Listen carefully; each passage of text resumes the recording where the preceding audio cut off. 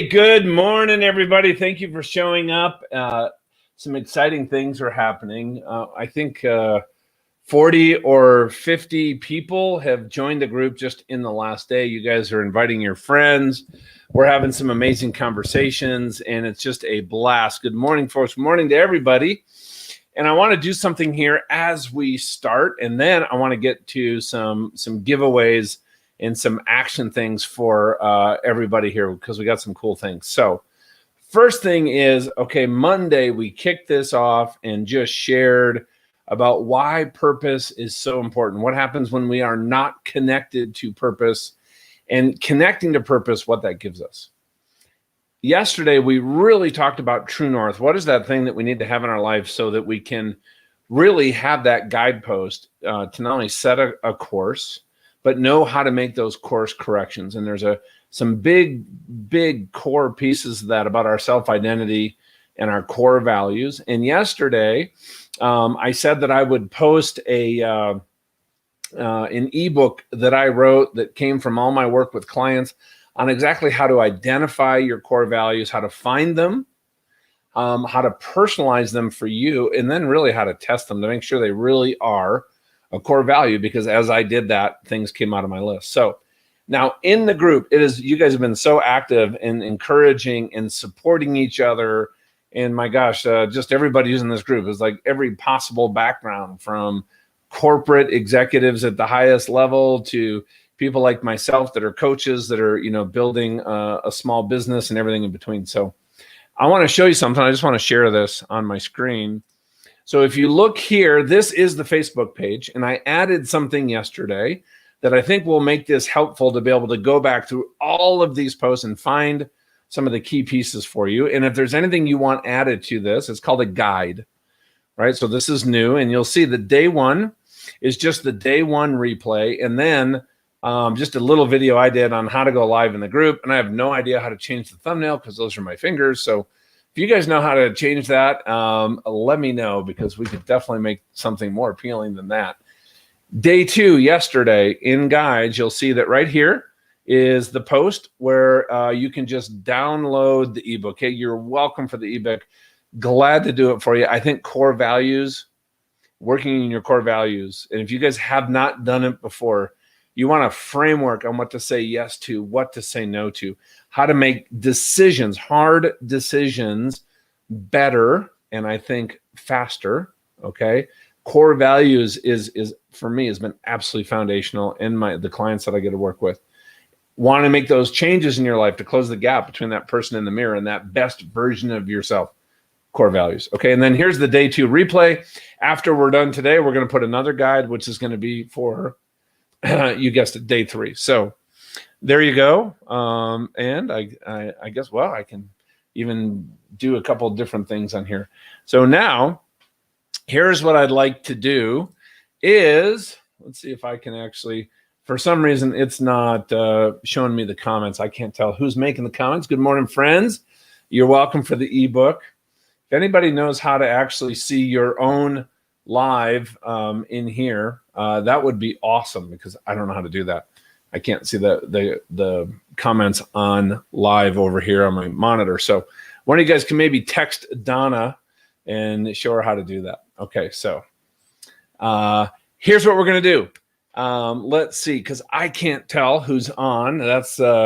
But we are gonna give away some awesome stuff today. So the first one is, and this is my fast action bonus. I love action. I love action takers, especially people that do this from just an amazing heart, a servant heart, somebody who's constantly encouraging and uplifting everybody else in this group. And that is Lene. And so I want you to email me or private message me with your home address, and I'm going to sign a copy of the book and send you a couple extra and get that over to you right away. So appreciate you doing everything that you're doing. It's fantastic. So now, so many of you have been incredible with the group and posting your videos and putting your, yes, of course, I'm guessing, because it just says Facebook user, but I'm guessing that's you, Lene. So good stuff. Yes, hope you're excited.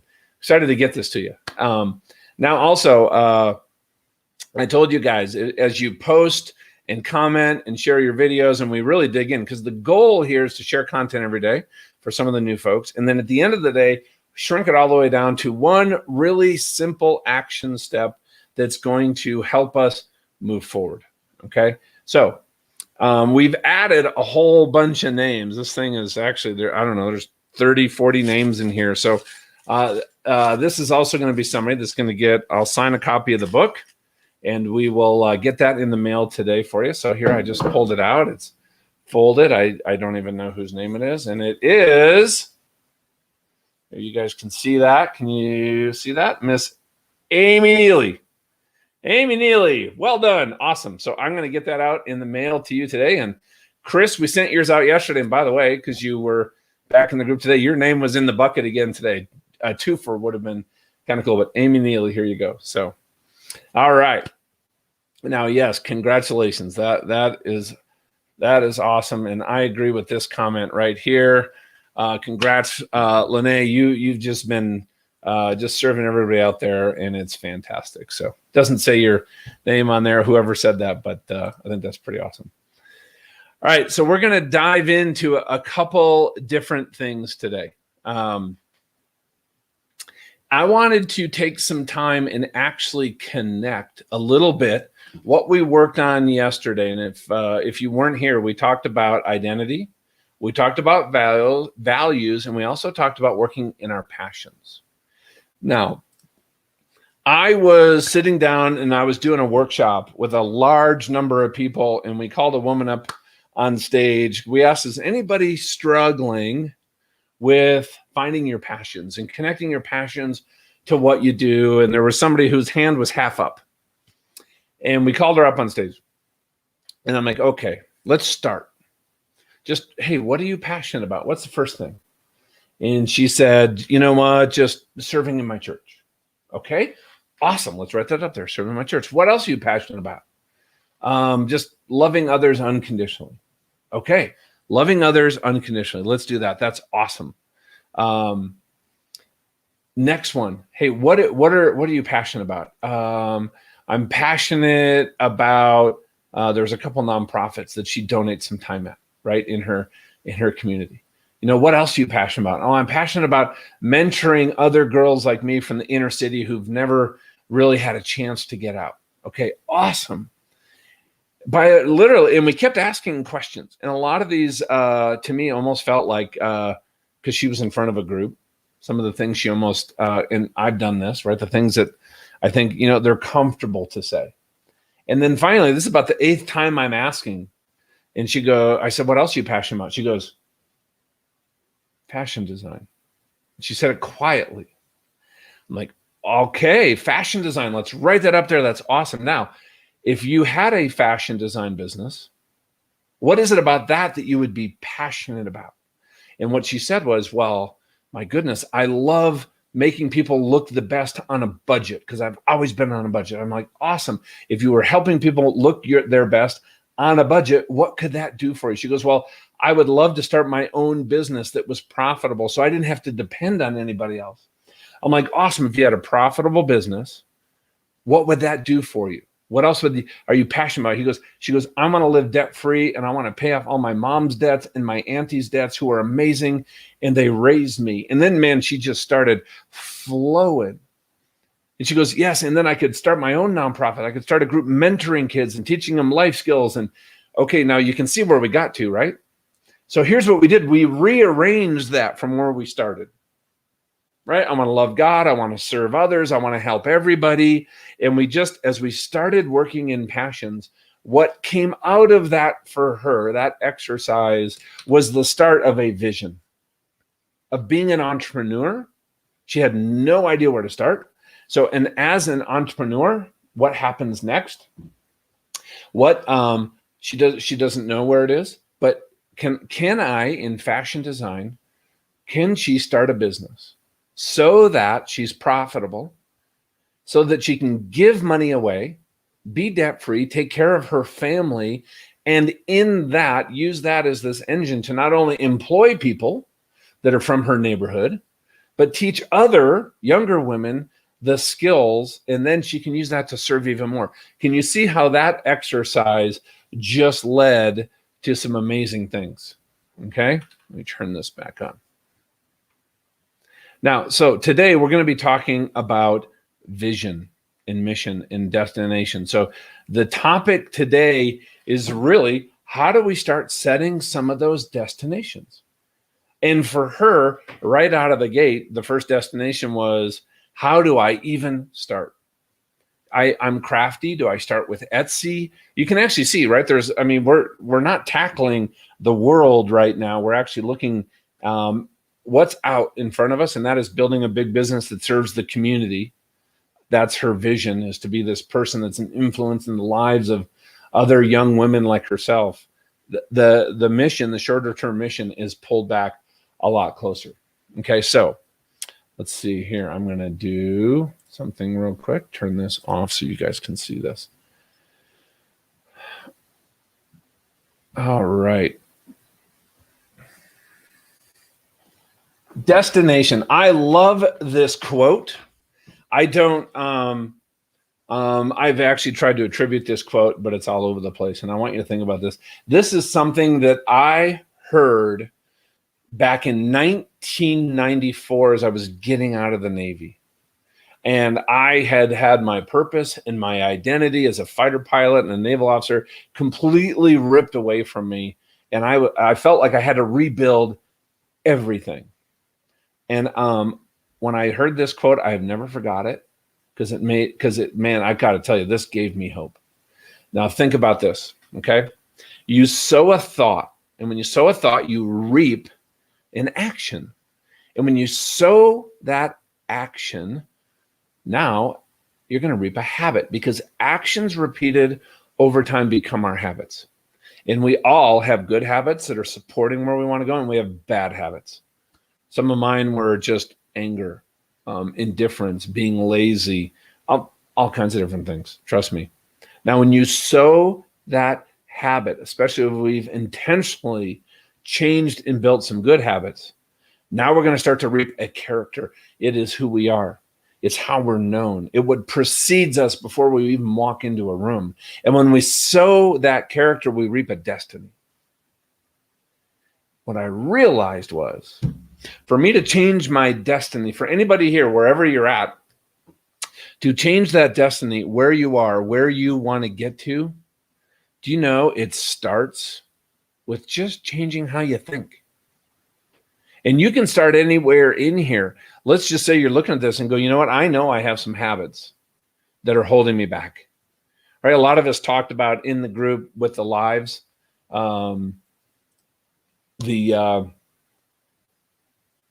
okay, hey, real quick, Casey, it stopped feeding the comments in the StreamYard. So if you have any ideas so I can follow along with people, that would be awesome. All right, so that's the last you're going to hear me talking about comments.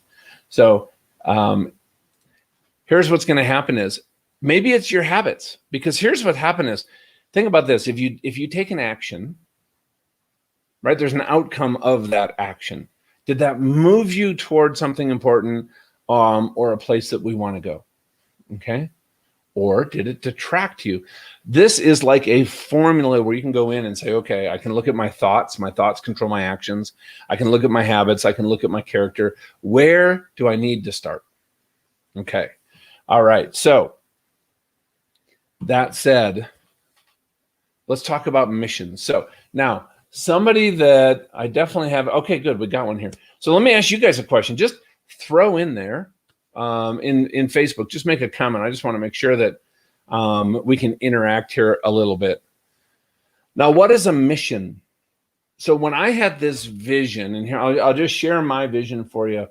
If I'm looking way down the road, I envision thousands, millions of people, literally, where me and our team and our company is that we have had a positive influence in their life, where we have equipped, this is my passion, equip and inspire leaders, people just like you, to accomplish what has been inspired in them.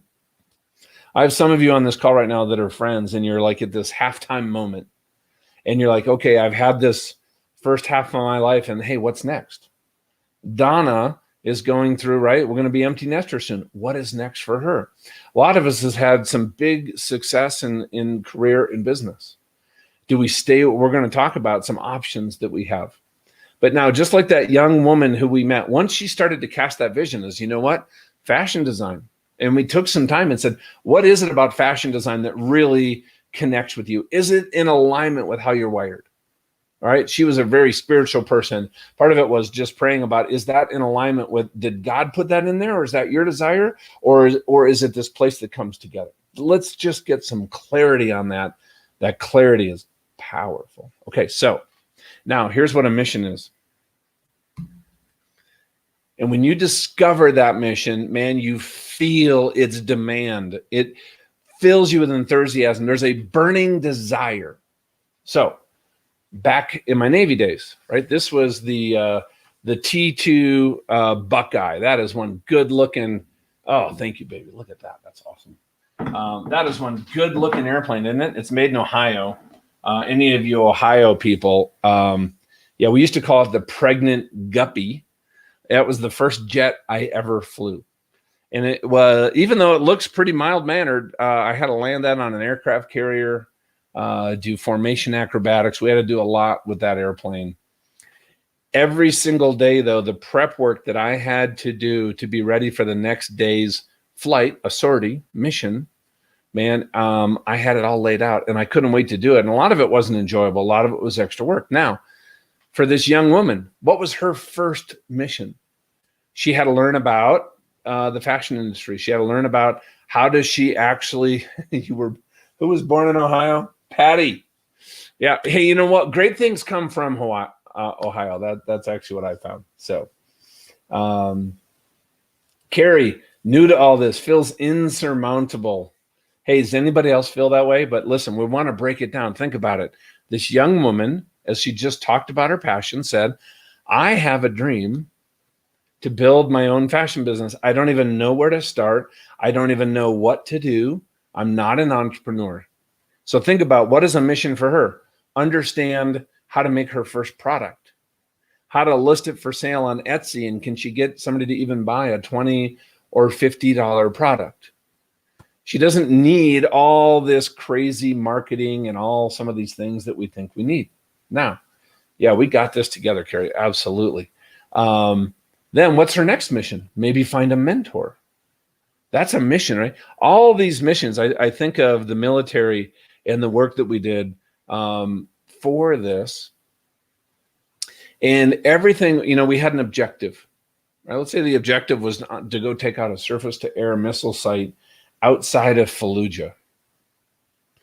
And then we would plan as a squadron and as a team and say, what are all the different little pieces that have to happen on this mission? And it might be our piece of the mission and somebody else coming in and doing this. We have to coordinate with people on the ground. It's no different for what we're doing in our life.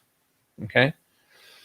But here is something, though, I think is really important for every single one of us. Yeah, you are welcome, Carrie. And you know what? I love the vulnerability and people sharing in this group, because guess what, man? Life, building a business, building an extraordinary relationship with somebody, it is a team sport. Absolutely, unequivocally. The times when I've tried to do things on my own and I made a mess, and then I'm like thinking that I created the mess, so I should be able to get out of the mess. And I'll just tell you right now, that is flawed thinking. If you made the mess, trust me, you're going to need help to clean up the mess. Okay. All right. So you have something in your head. Okay. And I want you to think about this.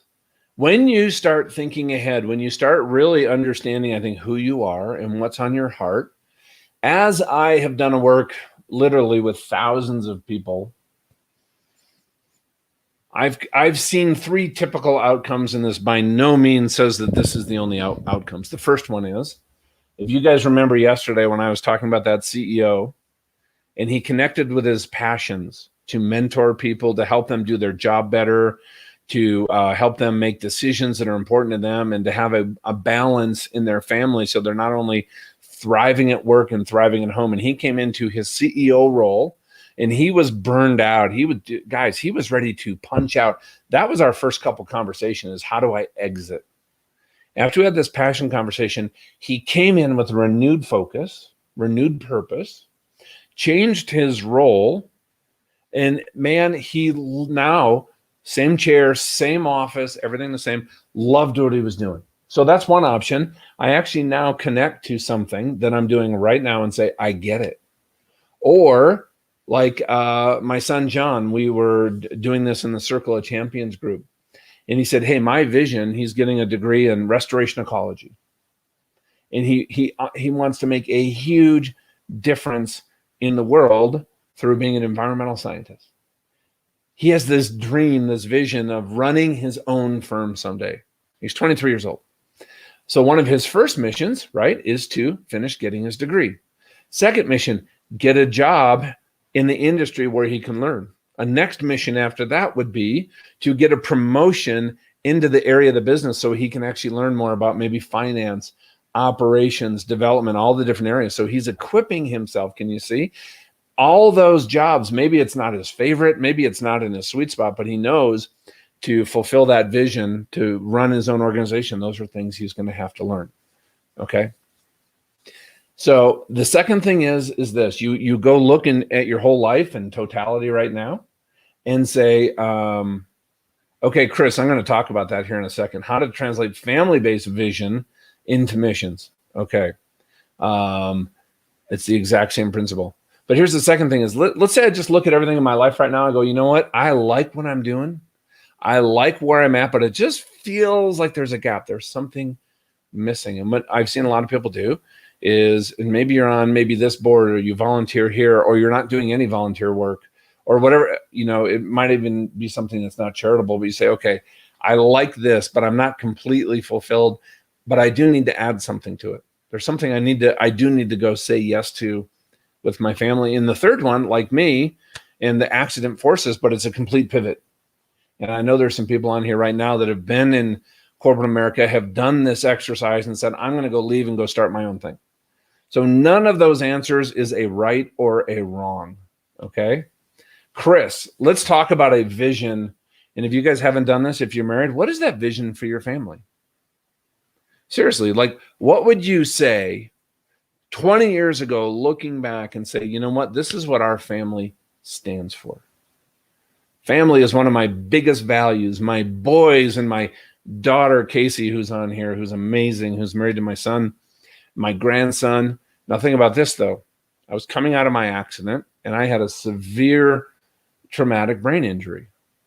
My emotional controls, my social filters, guys, everything was jacked up. And kids, I have apologized to my kids. I am still working on building back because I'm still struggle sometimes just with what happened and how bad the brain injury was. But guys, my kids would walk in the room laughing, joking. And I'm sure you remember this, John. I would just start screaming and yelling because the noise caused such intense pain because of the brain injury. And I was convinced in my warped, damaged brain that they were doing that on purpose and didn't care about the pain that they were causing. So, Chris, if I have this vision of this amazing family where our relationships are absolutely rock solid, where we are best friends, we are doing life together, that we're serving God and we're serving each other and we're encouraging every single one of us in our unique passions and values and talents, that we have excellence as a standard, but we are constantly showing each other grace. Can you see I had a lot of work to do? So what was my first mission is I had to figure this out. So for me, I started seeing a therapist, buddy. Proud to admit it. Quite frankly, I needed help. I saw a couple different people to help me. Another mission was we had to heal the family. We brought our whole family and sat down with this great guy, Gary, a couple sessions and helped us to get the conversation started. I had to work on myself. I had to say, that is not the outcome I want with my boys, is getting angry at them. And I had to look into my thoughts my actions, and how do I change that? And I go into the book in detail about how I did that. But I said, okay, I want to show up with unconditional love, not get frustrated and angry, maybe if a teenager's being a little bit cheeky. Okay, so Chris, kind of went on a tangent there, but absolutely, when you actually say, okay, this is where I want to look like with my family, and then what do you need to work on in your marriage, with your kids, your relationships, and yourself to just start moving toward that. Now, what I shared is a lot, all right? But I had to just start with small things every day. Yeah, Chris, so happy to share this stuff with you. Okay, so now, I think this is important that I want to share with everybody, and that's this vision. It is so important, and I love this quote from Stephen Covey. Okay, think about this: all things are created twice. First of all, we see it in our mind. Then, right, there's a physical and a second creation. This book. Let me just go back here. This book that's about to come out. I don't know if Roy Clark's on here because you're awesome, or Donna St. Louis. If you're there, just throw something in the chat. This entire book 2 years ago wasn't even an idea. I had friends of mine sit me down and say, John, you have to write a book. Let me help you with the process. And then guess what my next mission was? I had no idea how to write a book. I am not a writer. A mission for this book was to go find somebody to help me write. And Ann Baird, who's here, was my writing consultant. And then that led to talking to people, which led to a publisher, Morgan James, and on and on and on. This here, let me just grab something here. My cell phone is somewhere. I mean, hold up your cell phone. Steve Jobs had this idea. What if? Nobody had ever even heard of an idea like this. Elon Musk with Tesla, with electric cars. I mean, it was an idea in his head, and he goes, well, what if? And all of a sudden now, those are two examples of completely industry-changing products, okay? So we first of all have to have that vision, and I want to share something with you. Let's see, what time is it? 9:30, perfect. This, I think, is important because hope, I believe, is one of the most powerful things that we have. Here's what hope is in my mind, right? Hope is that evidence of things unseen. Okay? It is our positive imagination. And here's what happens is our faith in what we can do, what God is doing, wherever you guys are at, right? It can only produce what we hope for. Okay? Rick just posted, right? We are one thought away. Here, I got to put this up here, buddy. We are one thought away from changing our lives. Okay? Right? We are one thought away from changing our life. And I completely agree with you. And here is something to think about, though. Okay? When I was in Craig Hospital, recovering for 20 months from a severe traumatic brain injury, and my brain damage was worse than other people that were there. I felt, because of where I was, and I knew, remember, I'd been in God's presence. And one of the things that I knew, God said all things work together for good. I might not understand it in the moment, but I got to tell you guys, I actually had to choose every day to trust that. I had the hope that tomorrow could be better. Next month could be better, and definitely next year, because I saw people that had a victim mentality. They focused on regrets. They focused on their situation and all the negatives. And I watched them. It's like in a jet. One of the things that we had to do, that T2 Buckeye that I showed you before, we actually have to go up and put the airplane in a spin. I don't know if we have any pilots on here, but what you do is you pull the stick all the way back and you crank it all the way to the right, and then you push it in left rudder, and that airplane just snaps around and it goes into a spin. And because we have to learn how to recover from a spin, because it's ever heard of something called a death spiral? Because what happens is every rotation, that spin gets tighter and steeper and tighter and steeper and tighter and steeper. And just like in Top Gun, When they had to eject, because I actually observed this with my own eyes, my wingman got into a flat spin, and literally within 15 seconds, it was so steep, so tight, they were not able to recover, and they did have to eject. And they were injured severely in that. So we got to figure out how to get out of a spin. And what I watched, I observed people get into a spin like that. And folks, I'll tell you, it scared me. And I'm just based on some of the emails and comments and things that I've received from you. Some of you folks are in danger of either you're starting a spin or the conditions are right for one to happen. And I'm just telling you, I'm so glad you're here, because a group like this where we can start focusing on what could happen in the positive is the way out, a big part of it, and your faith, right? If that's where you're coming from, we can dig more into that. Okay, so here's something though that absolutely erodes that hope, and that's focusing on the negatives. And I saw this chart. I just want to I'm not going to belabor a point, but I just want to put this chart up here, because this is COVID-19 coverage that's negative. If you look at U.S. national news, this is Fox, CNN, MSNBC, their numbers are all the same. When COVID spiked and it was all negative all day, all negative all day, oh my gosh, it was terrible. And guess what? As it started getting better, guess what they did? They started focusing on little outbreaks here and there. The coverage was completely skewed. If you look at 80 to 90, almost 100% negative. But look at local and regional was a lot more balanced, and international news was virtually 50-50 and has improved dramatically. All I'm saying is, guys, turn off the news, turn off things that are negative, because I'm telling you, we just start thinking about things in a negative way and it just erodes that health, right? So somebody said, I can't even go to the tilt-a-whirl without getting sick. Who said that? Lene. Okay, you don't want to go flying with me. All right, I'll tell you that. And Lana, you said, man, it took me 2 years for my brain to heal after surgery. Yeah, man, it's a long process. It can be frustrating. Okay. Now, I want you to think of this. Your hope is positive imagination. Don't let it be dimmed. Right. I told a story. I had this vision. I was laying in my bed. I don't know if Jerry Nichols is on, but his company is growing like crazy. Everybody's kind of officing out of different places.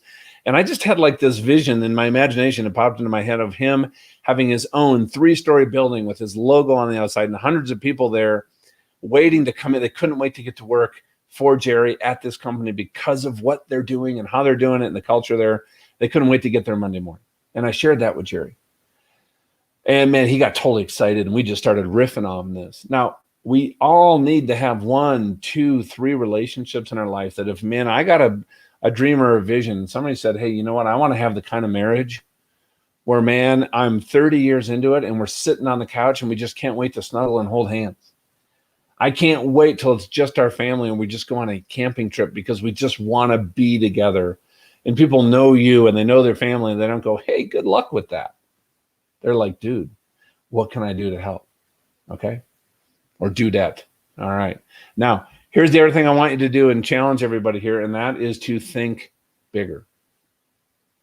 And here's a question. Is your current thinking limiting your possibilities?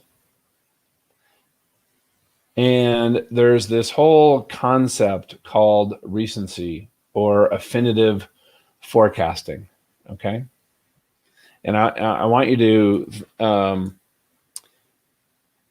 we tend to, as people, whether it's a business decision, a personal decision, whether it's my choice to be an entrepreneur. I was talking to somebody recently who their business failed 3 years ago and they've struggled through COVID. It's always been on their heart to start their own business, be an entrepreneur. They love the challenge. They love those areas of their life. And I'm not saying that's the right decision for everybody. But here's what happens is based on the last 2 years, their thought was, I will never succeed. Okay? I will never succeed. So Lene said, when I feel negative thoughts, instead of letting it consume me, I try to think of 5 positives instead. Yeah, Carrie's working on this also. You know what? This is human nature. We are all working on this all the time. Trust me. I mean, I coach people on mindset, right? And all of a sudden I realized, oh man, I just got stuck, right? And I think it was Gary Marco, in your video that you put yesterday, you said, you know what? You got to coach people's butts off. B-U-T, right? I could be an entrepreneur, but I failed before. I wish I could do this, but I don't know anybody that can really help bring my family back together. Those are things that are called self-handicapping statements. And we have to be when I'm a coach, I am laser focused on not only how people say things and the energy and the emotion that's there, but I'm looking at the words. And if people are using those words that I know, what a self-handicapping statement is, you are making an excuse for failing before you even start. And guilty, okay? We've all done it. And think about it. What are some of those self-handicapping statements you might have been saying to yourself even over the last couple of days? And I just want to prove this to you, how this works. So just in the chat, who thinks, as a question, remote working, right? I mean, COVID has changed everything. That remote working is absolutely here to stay. It has literally, permanently, really transformed our workforce. What do you guys think? Yes or no? It has transformed our workforce. It's here to stay, or it's completely temporary. What do you guys think? Brian, totally agree. Yep. Who else? Anybody? Just throw something in there. Let me just see your comments. All right. Here to stay. Agree. Here to stay. Okay. Let me share something with you. Google. If you guys remember this, because they made big news in December and they said, listen, we are going all remote. We're going remote work. Everybody, we're going to figure it out. We're going to downsize our headquarters. We're going to invest in infrastructure. It'll never go back to the old office model. Okay. Yes, it's always hard. Yeah, Patty, me too. I've been very remote. Now, Google led the way and said, we are doing this. And they came back 5 days ago. If you guys go Google it, you go be Googling, they have completely reversed that. They are not going to go remote. Everybody will be in the office, and anybody that wants more than 14 days of remote work per year is going to have to file a request that has to go up through the leadership chain to get accepted. Okay? And I want to show you this little chart. Okay, this is from the conference board, but let's look at what has happened. I mean, this is us being affected right now by recency, by affinitive forecasting. We've increased our time in meeting, look at that, by over 50% because we're all on Zoom. We've increased our work hours by 50%. This is not sustainable. I have a client of mine, she's a single mom. Her kids' school has not started back up. She gets up at 5 in the morning to get some work done. Then she gets the kids breakfast and gets them set up at their homeschool stuff. Then she does as much work as she can through the day, kind of time slicing between 2 younger kids and work. And then she does dinner for everybody. And guess what she does once she gets the kids in bed? She works till 11 or 12 or 1, and then she gets back up at 5. She is burned out, folks, and stressed out. And that is our workforce right now. Look at employee burnout. The blue means that it has increased. That is not healthy. Employees with mental health problems, healthy. Work-life balance, the yellow is decreased. It has dropped significantly. Employee engagement morale has dropped, and employees reporting a high personal well-being has dropped. Remote working, even though we might like it, it is not sustainable. I don't believe it is how we're wired to work. And I just want you to think about that. Right? Where Laura said, yeah, we are, or Lana, we are human. We need to connect. Now, think about all of the stuff that's going on in the world, the trends, what we read in the newspapers, the news, the interactions we have with other people, our own experiences, what people have said to us. All of these go to form our view of what could be. And you see some of the language even in the chats, like, oh, that would be hard. I don't know where to start.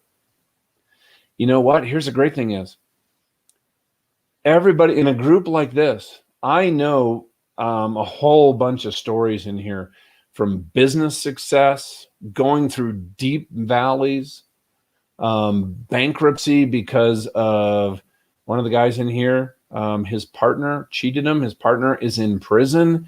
He had no idea what his partner was doing, but he lost literally everything, guys. It was gone. Talk about having to rebuild, and your reputation ruined for years until he could prove it in court. And now he's built 3 of some of the most amazing companies from that, right?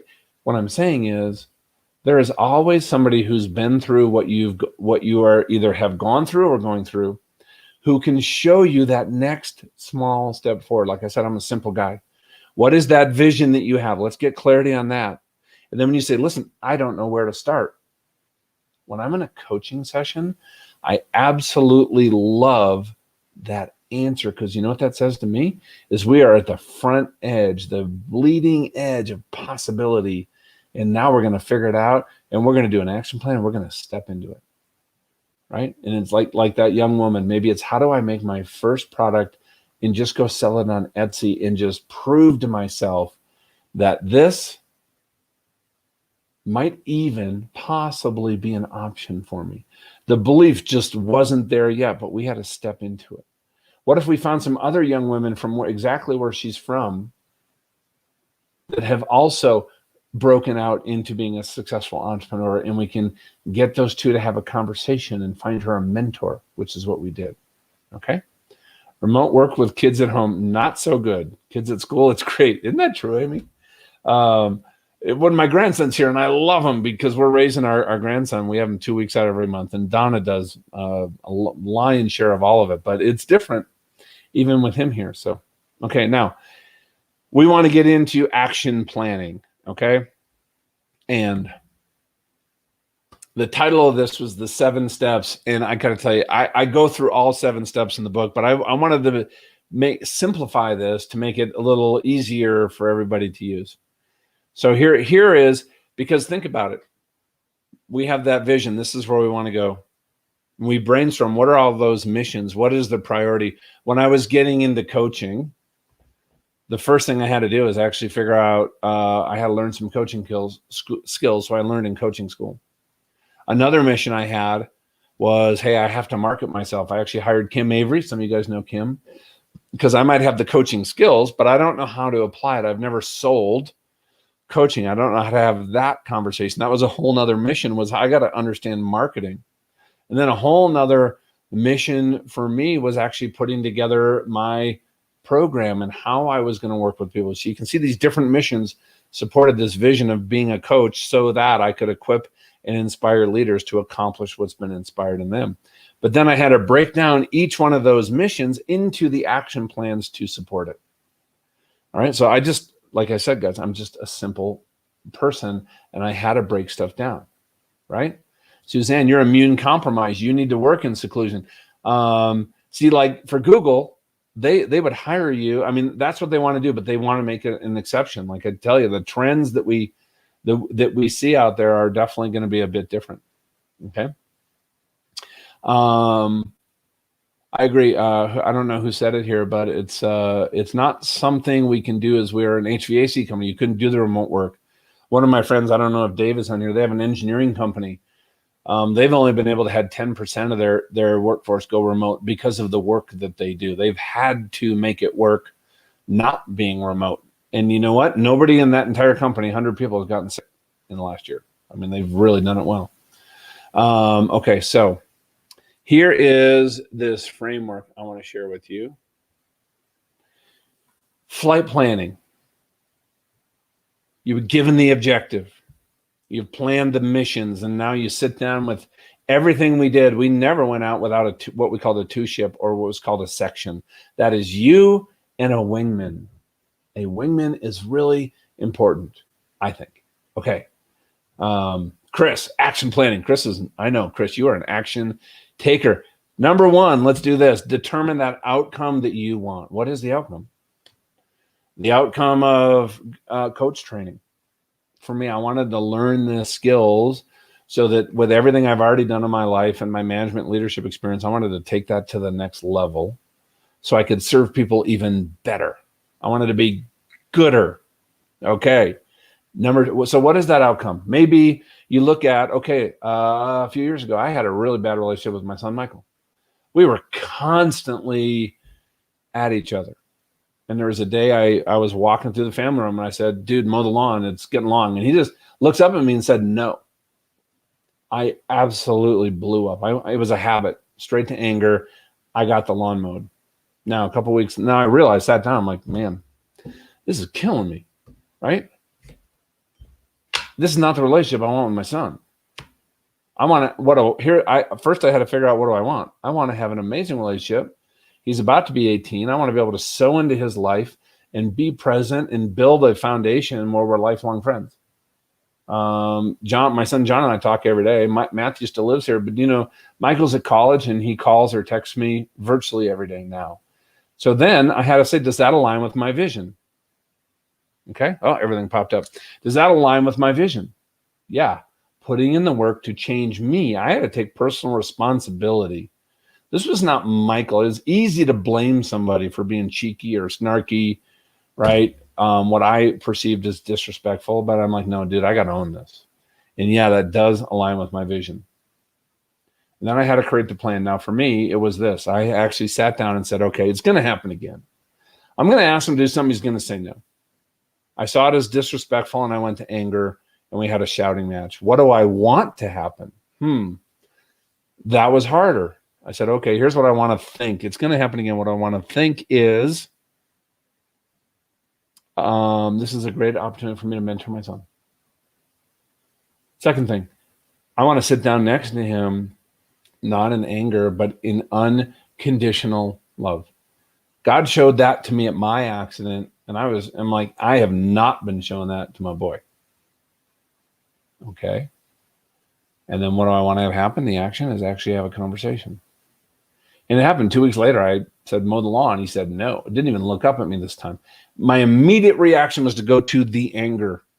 But then I realized, because I'd been working on it, I had a plan. It aligned with my vision. It had become important to me. Remember, change doesn't occur until that pain of staying the same exceeds that pain of change. Now, this was exceeding it big time because I had cast that vision that was important to me. Okay. And I had the plan. And I talked to some of my friends about it. I said, you can ask me about it. You can hold me accountable. Keith Boyer, Jay Cleary, at the time, right? I mean, it's good. You need to have wingmen. And then guess what? We sat down, we had this amazing conversation. And he even said to me, Dad, I know you hate when people demand stuff of you. I'm like, oh, good point. And I said, well, how do you want me to ask you? So we had this incredible conversation that started healing the relationship. And then a year and a half later, when he got a classmate pregnant, and he was scared to death to tell us, but he told us, even though he was getting pressure from his friends to go down and have an abortion, he confided, he went and talked to me and my mom, or me and his mom. And our first response is we just collapsed in this giant hug and we all started crying. And the only thing we said to him was, dude, we love you. And whatever it takes, we are all in this together. We got your back and we will get through this together as a family. I honestly think if I had not put in the work over that period of time to work, and there were some frustrating moments by both of us during that period of time, it might have been a different outcome with my grandson. I don't know, but I'd hate to think that. So it doesn't matter. Is this business? Is it life? Somebody here shared with me how joyful they'd been in the past in chaplaincy. You know who you are. And maybe that's a path, right? So, but if you went back into the chaplaincy, let's say a corporate chaplaincy, what is it that you want out of that? Does it align with a vision that you might have for your life? How you want to be known, that legacy?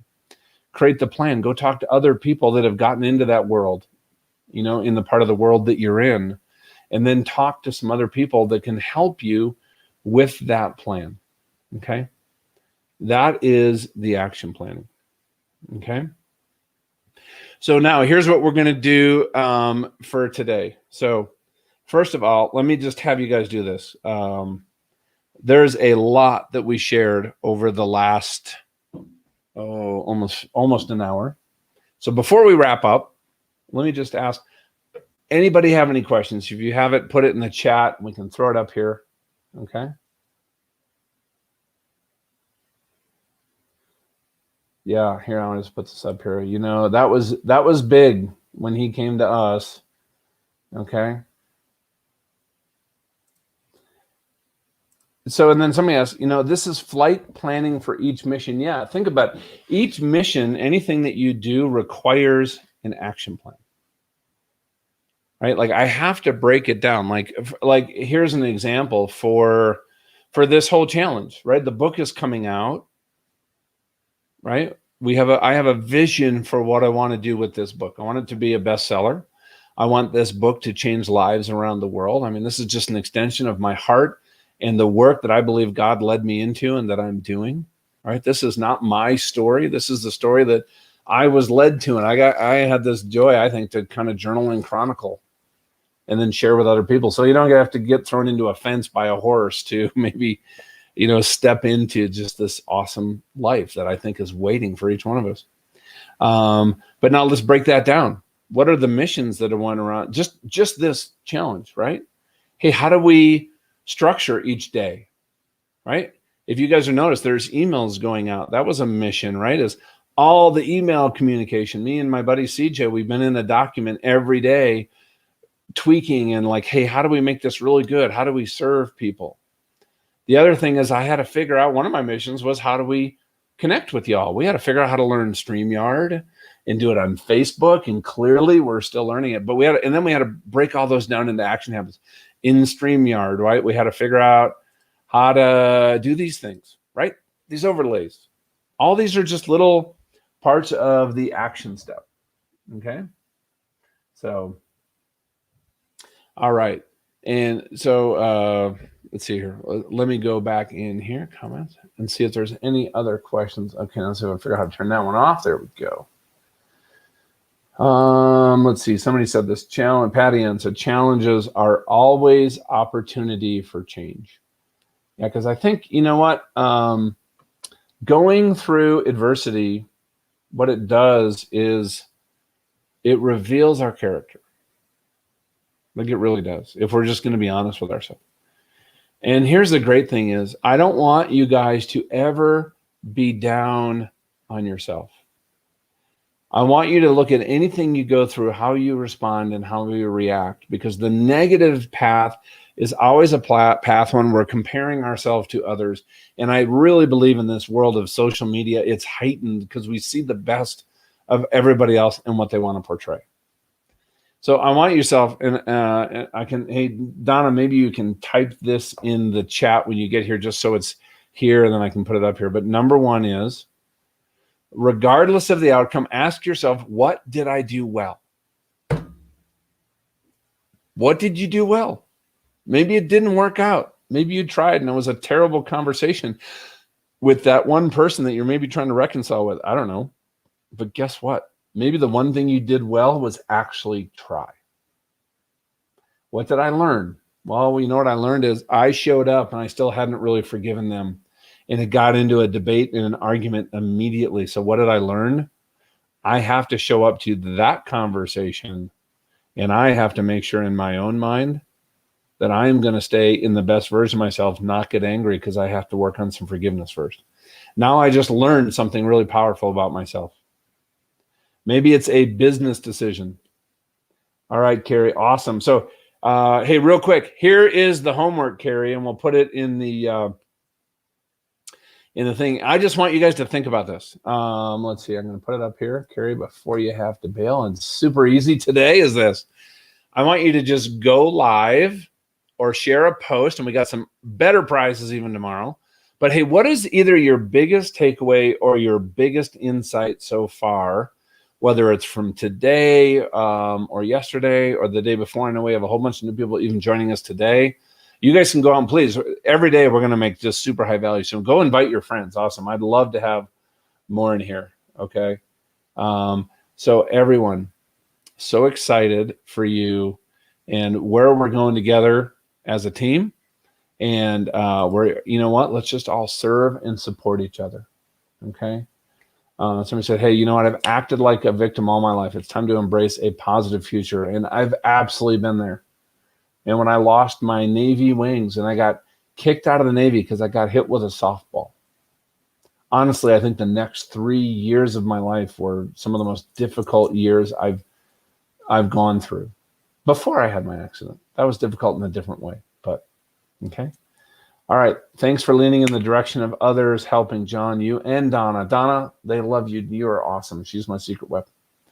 Okay, so, and I can stay on here a little bit longer too, but that is the homework. If you guys could just go into this group and just go live and just say, hey, what is that biggest takeaway, that biggest insight, maybe something you've learned about yourself, something maybe you're going to take away and go do, whatever it happens to be. Maybe here's an area that I just need to learn more of. Hey, I realize that this is a mission I'm on, and there's some big gaps in knowledge or experience in there, and this is where I'm going to start. I don't know.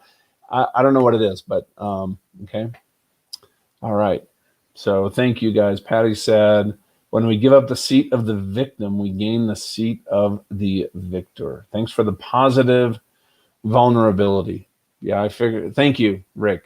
I'm honestly here to give you guys hope, and if I can help you all get to a great place without having to do some of the stupid things I've done, then man, that'd be awesome. All right. So with that, we are at our time. I'm going to keep going live. Everybody is still in here. Nobody's dropped off. So I tell you what. If anybody just wants to ask a question, I'll stay in here as long as you guys are here. Thank you, guys. Patty Ann loved, or Chris loved that, Patty Ann. Let's see, Jeff. Hey, for those who know, if any of you guys know Ford Taylor, it's his birthday today, so you can wish him. How about that? Let's do this. Here's be something else to do. In addition to going live, it's just making me think as I'm going through all these stories, you're welcome, Patty. Every single one of these situations that I've been through, whether it's been Donna, my kids, there's always been my dad. Well, he was alive. He passed away last year. There is somebody in our life that, man, they've spoken into us. They've encouraged us. They've affirmed us. What if we just went back to somebody today and you just shot them a text, you shot them an email, or you actually picked up the phone and you called somebody and you just said, you know what? Thank you. Remember that time? And here's somebody I want to throw out there because maybe you guys know them and I've lost touch with them. And his name is Bart Shepler. Bart and his sister is Terry Shepler. And as you guys have heard the story, I had a very low self-image. Grew up in an environment where there's just, just constant chaos. I don't need to go into the details, remember I was that kid that was always afraid, right, of heights and didn't have a lot of friends. And I'll never forget once, though, I was in church youth group, and I was a pretty sarcastic little bugger when I was growing up. And I'll never forget, in front of the entire youth group, and I said something. And all of a sudden, Bart goes, Ramstead, the reason you don't have any friends is because you're such a jerk. And he walked away. I was mortified. I'm in front of the entire youth group. And I realized, though, feedback is hard sometimes, especially if we don't agree with it. That was my first, right? That just bounced off my identity. And I realized, you know what? He is right. I'll guarantee I said something to him that was either embarrassing or he was the leader of our youth group. And I always looked up to Bart. He was awesome. That was my senior year in high school too, by the way. And I made a choice and I went to college. I would not be that guy. I would never say a negative word about anybody. I would not criticize anybody. I would not use sarcasm as a humor because all of that I had mastered. And you guys know people like that. Some of you and your friends, that's just how you operate. But I made a choice in that moment when I went to college that I was not going to be that person anymore. And I would have never had that awareness had he done that, not given me that feedback in the moment. And I got to tell you, some of my best friends, some of them are on here, my entire life came out of some of those college years. Okay. Somebody said, okay, I'm just going to ask, how do you break through that snapping anger towards your kids? Here, I'll just put it up here. I feel like I'm quick to react, and sometimes I feel like I'm just ruining my daughter's sweet and kind spirit. I know this is a lie, but I feel like my reactions are harsh. Let's see. Oh, and Donna dropped in a question. Okay. I feel my reactions are harsh. I'm getting way better and working on it, but any advice would be awesome. Okay. So first thing is go find somebody in a firm. If anybody knows Bart Shepler, because I've lost touch, let me know. Send me a message. I'm just hoping. You never know. Just popped into my head right now. Put that out in the universe. See what happens. Okay. Whoever asked this question, here's my thought. The same thing I did with my son. That what you have to realize is that anger. Now think about it. We've all heard this. Think about it. We're looking at somebody and we go, you make me so angry. Now I've said that to a 2-year-old. I want you to think about what's really going on there. I am ceding control of who I am, my emotions, how I show up, my reactions to a 2-year-old. That is not accurate. That is me making an excuse for my behavior. So the first thing for me, it had to start with, I had to accept responsibility for how I showed up, what my reactions were, and the actions that I took. So it started there for me. But then, and a lot of this came out from some mentorship that I had with Ford Taylor, but I have read books called Change or Die. It's about changing our habits, and it can be hard. A book called The Power of Habit by Charles Duhigg.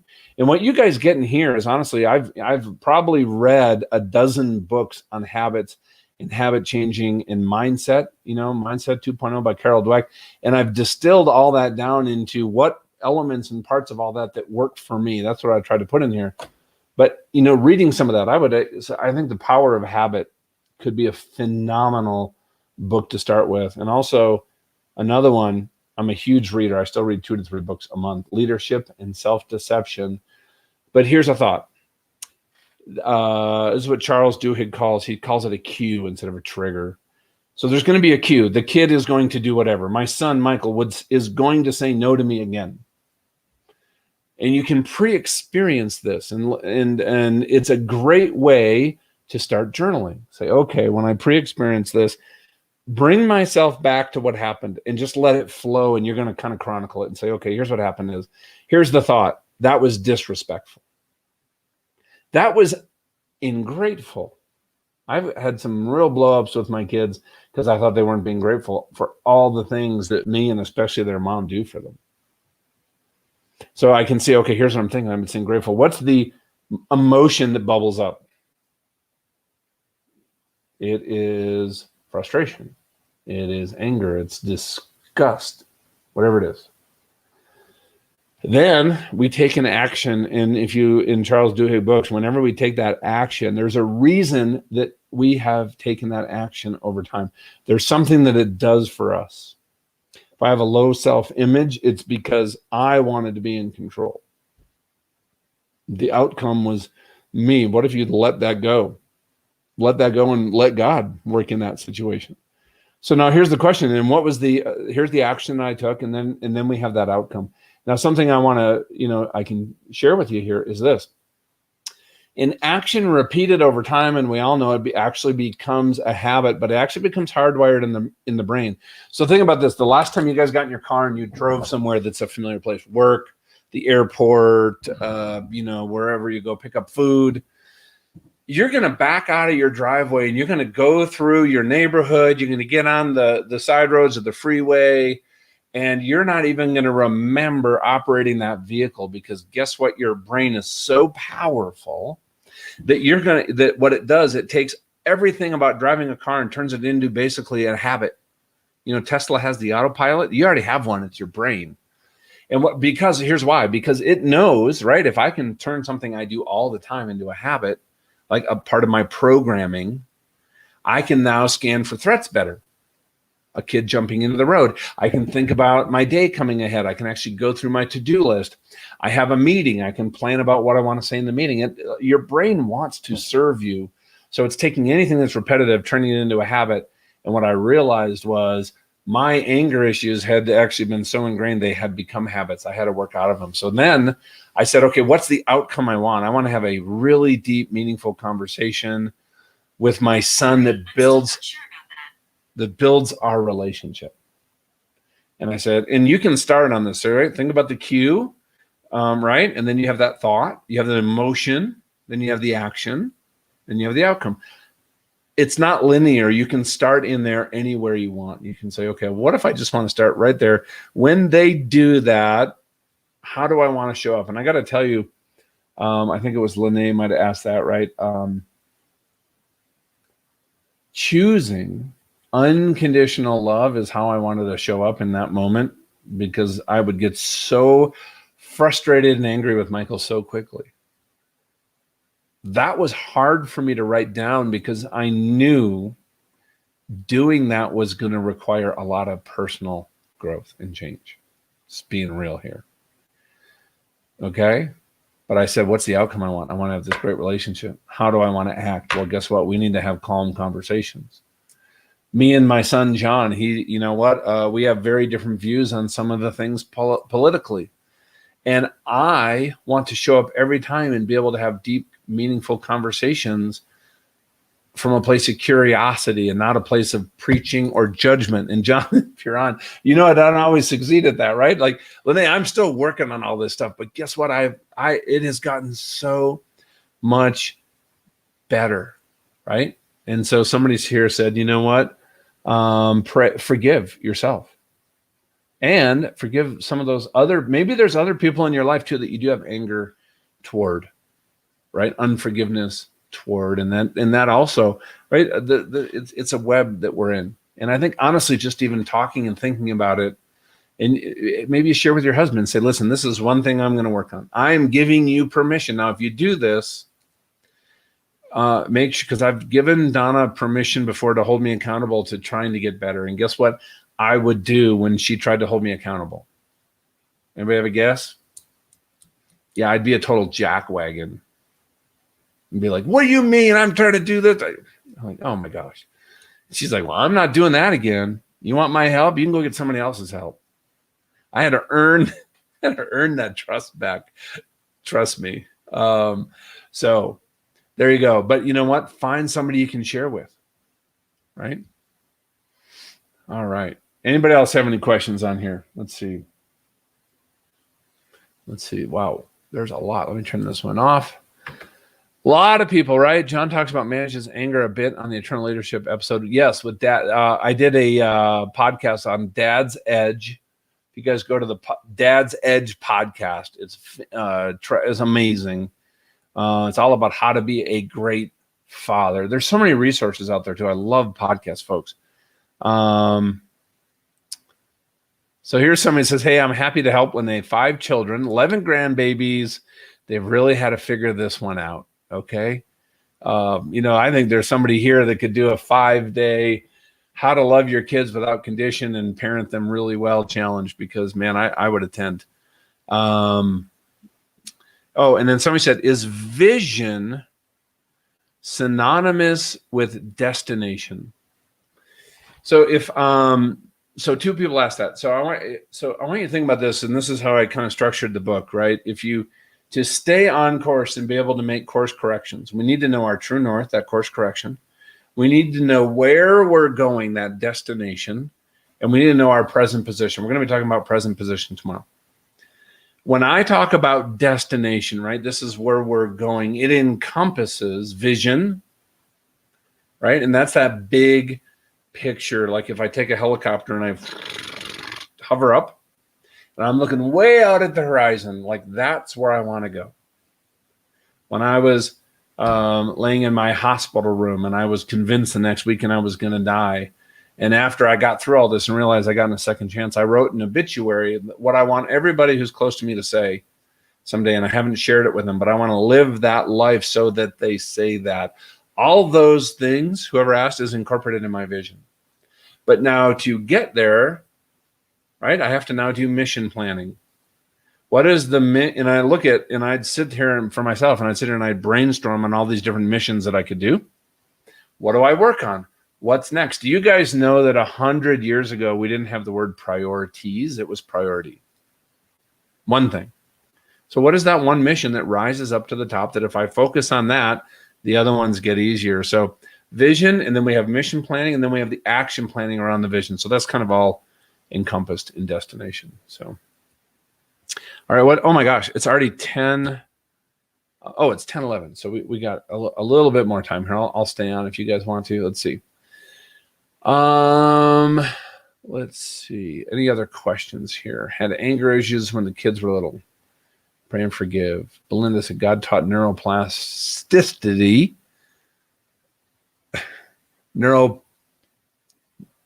You guys can read it. Neuroplasticity. LOL. Okay. Yes, he did. I'll just tell you my opinion, right? This whole concept of emotional intelligence, everything that's in there, I know for a fact because I've actually mapped it, but it is found in scripture. That is the world working hard to explain what is already present through faith, but we have to understand, grab on it. That'd be a whole nother conversation. Okay. All right, guys. With that was awesome. We still have 15 people on here. So listen, go do your live in the group. Thank you for your time today. This was awesome. I sure appreciate y'all, and I will see you all tomorrow. Have a great one.